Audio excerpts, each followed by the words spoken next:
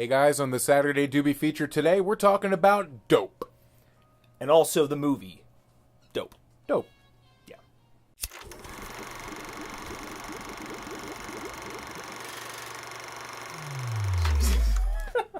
Hey guys, welcome back to the Saturday Doobie Feature. I'm your host, Justin. And I'm Cory. You know what we do here? We're talking about our favorite strains, our favorite movies. You can find them on Netflix, and you can find all of our favorite strains on this table right here. We want to be clear. Every party table, movie as that we we've like to chosen call it. is on Netflix. We want you guys to have access to these films, so check them out, you guys. You may not have access to the meds that we're smoking, but you do have access to viewing these fine films. So yeah, truths. Today, we're talking about the 2015 film Dope. So I think what better way to start a bit, because I have a lot of feelings about this movie, so I think we have to go into something with like a long-term plan. Because like the kid in Dope, like our nation right now, we lack a long-term plan.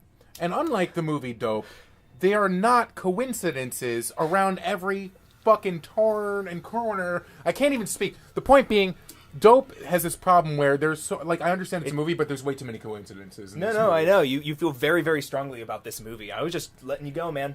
Just letting you take your moment. The movie came out in 2015. It did. It had a budget of $7 million. I think about $4 million was spent on like vintage clothing and Nikes.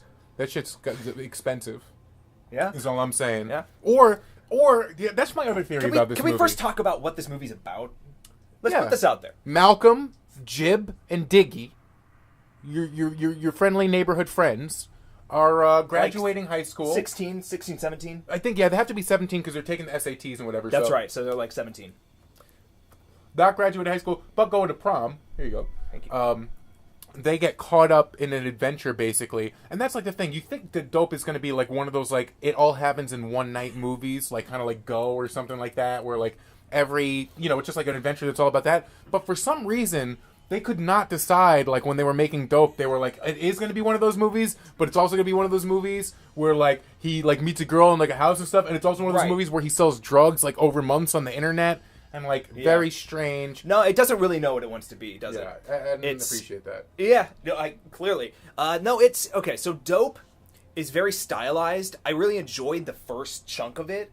Super and then it kind stylized. of lost me. It kind of, like, you start questioning every single move the characters are making, and as soon as you start talking to me as an audience member, as soon as you break that fourth wall and you start talking to me, you've lost me. Because that's like what you're saying. Like, do what you have to do better. When it falls into the tropes of trying to be like a regular movie, that's kind of where Dope falters and fails, and that's where I don't like it. At least in like these coincidences or these, but like, it's like it's preaching its message. That it has to do. Feels so forced.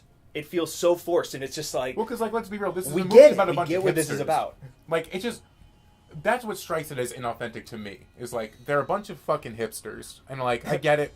Who But love the 90s. The idea that you're nostalgic for this time that, like, you didn't even live in or experience, Like, That's that's true. what hipsters That's true. are. Hipsters are, like, spinning, and, like, don't get me wrong, I love my vinyl or whatever, but spinning records or, building things from the 20s and stuff like that. You're nostalgic for a time that literally you don't know what it was like. It was probably terrible in the early 90s. I'm assuming it was terrible because I was there. Wow. About -1, like it was with Adventures in Babysitting. I have a good recollection of a lot of the things they were talking about in the early 90s. No, I do and they too. don't. And they don't. I'm 28 now. So I'm about 10 years older than the characters in this just film, even love when the throwing movie around came your out. age. Oh, I'm 28, yeah. guys. No, me too, me too. Pretty big deal, okay? You passing this along? Sure. By the way, I just want to say we got these pre-rolls from the Pico Med Center. Pico Med Center. If you're in the Los Angeles area, go check them out. Also, we have, as always, our strains to our sides here. Right here we have some Blueberry Diesel. Blueberry Diesel from the good old folks at Green Valley Collective. You could see me there. You could see some strains there that are really Good fantastic stuff, guys. and wonderful. Seriously. It is a Blueberry Diesel sativa-based hybrid. Also overwhelming with the flavors of this sticky flower, which should have plenty of trichomes and long orange hairs. Effects tend to be happy and relaxing, but not too overwhelming. What do the reviews say? When I smoked this strain, I became what people in the biz call high. So that is, I could tell you, and as a person in the biz, in the YouTube biz, That was wonderful. it certainly will. It's very impressive. I have green crack, guys. Thank Rock you, the mic sir. with that, buddy. I took 3 hits from my pipe and started cleaning my room. I don't know. Why did though he needed that motivation? This old character you have, old man. I became like an old man Jew. But that's good. Old man. Kind of what I am. I will be one day. You will be one day. It's okay. I'm gonna hit this blueberry diesel. I want to see what the taste is really like on this. See if we can really get into This is really tasty, guys. Also really tasty. I'm not gonna lie, this Pico is Med Center, absolutely really delicious. tasty girl. Feels very clean. Really, really nice. Do you want this? What are we doing? Yeah, no, I'll pass it back because I have a lot to talk about with this. But okay, so dope. You feel very strongly about dope. Now, let's talk a little bit about.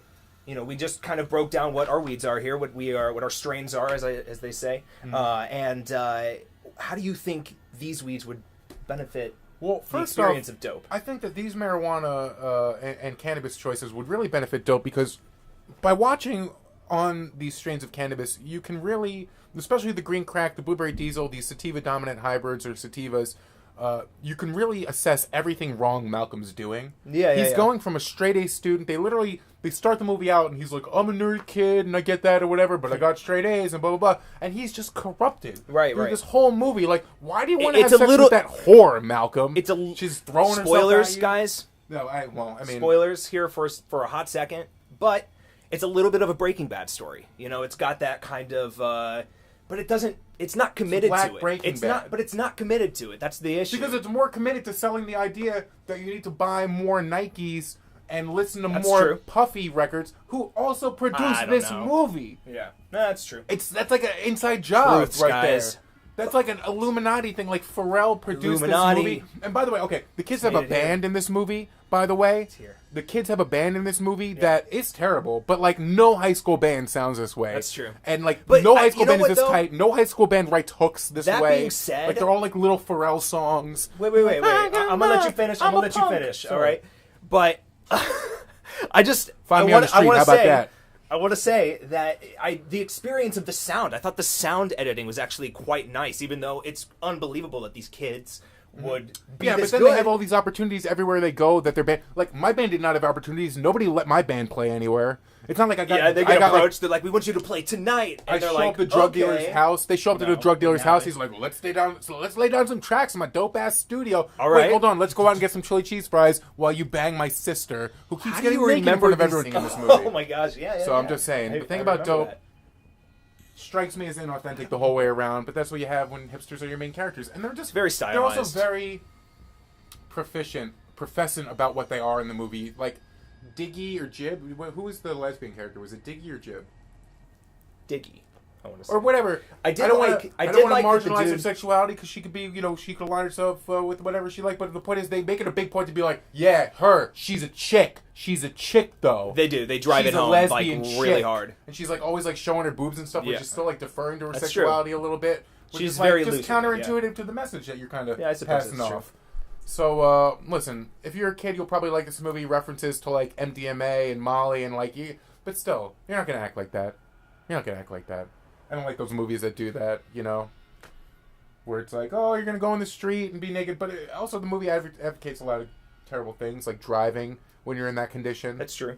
And at no point is Malcolm, like Malcolm's such a nerd. But that's the issue. They start making these people who they're always driving home, these kids are so smart, make the dumbest decisions I've ever seen. It's like, this is not a horror Malcolm movie. doesn't understand how iPhones work. He's like constantly getting followed when they have the other iPhone that they find from the robbery. Because that's what this is all about. It's about a drug deal gone wrong because he made the shitty decision to go to this douchebag's party in the first place. Malcolm, you got a good thing going here, buddy. Okay? You don't have to bend to the whims of these high school jocks and douchebags. And that's... The movie sent terrible messages left and right. It's true. And the only thing that kind of saves it is that stylish direction from Rick Famuyiwa.